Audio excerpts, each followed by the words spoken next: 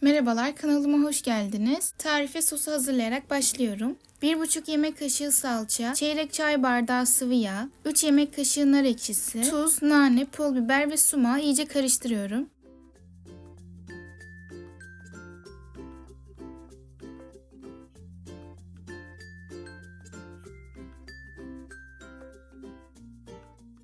Sonrasında doğranmış 4 adet domates, 1 adet kırmızı soğan ve 1 diş sarımsak, 1 adet yeşil biber ve yarım demet de maydanozu ekliyorum.